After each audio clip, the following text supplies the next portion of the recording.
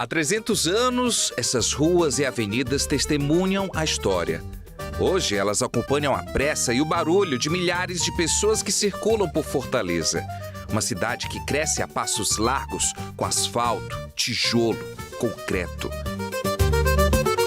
Mas ao olhar de cima, a gente consegue encontrar ilhas de tranquilidade. Debaixo de todo o asfalto, corre um segredo que aponta para onde tudo começou. Nós fomos ensinados que Fortaleza nasceu de um forte, e isso é verdade.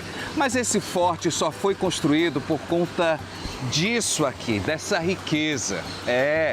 Fortaleza foi batizada nas águas doces do Riacho Pajeú. Havia essa história de que haveria prata aqui nessas serras que ficam próximas aqui à cidade de Fortaleza, Serra de Maranguá principalmente, né? Então, o Matias Beck foi incumbido lá pelo governo de Pernambuco, o governador de Pernambuco, chamava Walter von Schonenbock.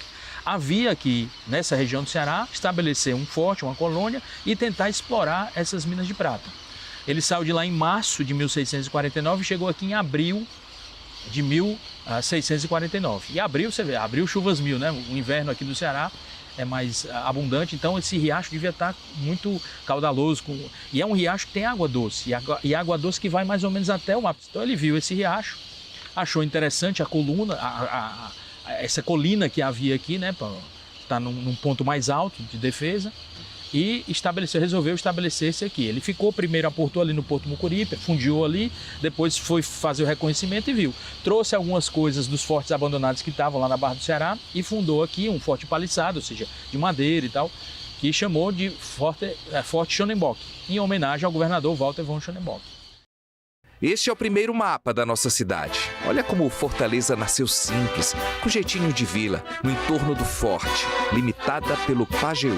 Junto à sombra dos muros do forte, a pequena semente nasceu, em redor para a glória do norte, a cidade sorrindo cresceu.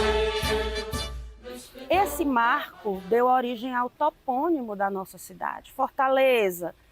Esse nome vem, né, a partir da criação do forte dos holandeses. E um atrativo para a fixação desse forte é um dos riachos mais marcantes da nossa história, o Riacho Pajeú. Sendo um rio, um riacho, né, mais estreito, mais tranquilo, porém contínuo, perene, né? Aquela água ali que se tornou a fonte de abastecimento para o primeiro povoado que foi se formando ao redor do forte. Mas aquele era apenas o começo de uma cidade que iria ver seu traçado se expandir ao longo dos anos. Sabe quem ajudou a ampliar esses limites? A nossa economia. O dinheiro das vendas do algodão, do café, fez com que Fortaleza ficasse melhor economicamente. Com isso, a população cresceu e precisava de uma cidade maior. Daí a importância da construção de pontes sobre o Riacho Pajeú. Essa é uma delas, de fevereiro de 1919. Com ela, a cidade pôde crescer para o lado leste. E essa ponte, essa maravilha da história, continua preservada. E aqui, no Paço Municipal de Fortaleza. Nós tivemos como um primeiro projeto desse tipo, o desenho do Silva Paulé. Ele é convidado a realizar um primeiro projeto, um primeiro planejamento para organizar a nossa cidade. Esse desenho do Silva Paulé, a gente percebe com clareza que ele se adapta ao desenho do curso do Riacho Pajeú, né? Então, quando a gente analisa o que era essa fortaleza da época do Silva Paulé, são pouquíssimos quarteirões. Era uma fortaleza de 200 anos atrás, entre o mar e a Praça do Ferreira, né, como limite norte e sul, e como limite leste-oeste a gente tem o Riacho Pajeú, fazendo esse limite, né? E a oeste a gente tem ali mais ou menos o que seria a Major Facundo hoje em dia. E o riacho exige, né, que esse desenho urbano seja adaptado a ele. E esse riacho tão importante brota de onde a gente nem imagina. Segundo o Exército, ele nasce aqui, na Tertuliano Potiguara, com Tibúrcio Cavalcante, mais ou menos nessa região. Mas por conta do crescimento da cidade, ele acabou sendo canalizado. E agora segue por debaixo da terra, aqui na contramão da Tibúrcio Cavalcante, dobrando lá na Júlio Ventura.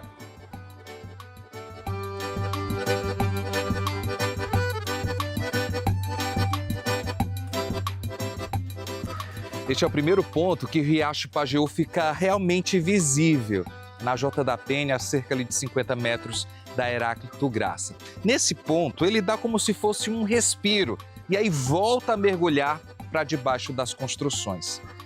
Olhando para tudo isso, a gente começa a imaginar o motivo que fazia Heráclito Graça mais parecer um rio quando começava a chover. Agora a realidade mudou. Após 1 ano e meio de obras de drenagem, a avenida recebeu um reservatório subterrâneo de água, o que fez com que os alagamentos históricos ficassem no passado. Aqui no Parque Pajeú, o riacho dá mais um respiro. Antigamente, toda essa área era um açude que represava água para abastecer Fortaleza. Água essa que a população bebia e também fazia outros usos difíceis até de imaginar. Os primeiros matadouros públicos que houve em Fortaleza para carne, né, ficava ali no Parque da Liberdade, a cidade das crianças. É tanto que aquela lagoa é conhecida como Lagoa do Garrote, porque os garrotes vinham, chegavam, se abasteciam ali e a carne era limpa com aquela água do Riacho Pajeú. Outra coisa que havia aqui também, aqui atrás dessa ponte, na Rua São José, eram as lavandeiras. As pessoas, aquelas mulheres que lavavam a roupa das pessoas. O centro era a região mais rica de Fortaleza, onde moravam as pessoas com mais posses, né? Então eles contratavam essas senhoras, essas mulheres, para fazer a lavagem das roupas, da roupa de cama, roupa mesmo. E essa lavagem era feita aqui com as águas do Riacho Pajeú. Então era a lavanderia da cidade também, né? Então usava para abastecimento humano, abastecimento animal, para o matadouro, para a lavagem de roupas e para os chafarizes, né? E aqui no estacionamento do Mercado Central de Fortaleza que o nosso Riacho Pajeú faz sua grande e última aparição pública. Você já tinha visto? Ele passando por aqui, olha, bem nos fundos do mercado. Nesse ponto, ele começa a ser canalizado um pouco mais à frente.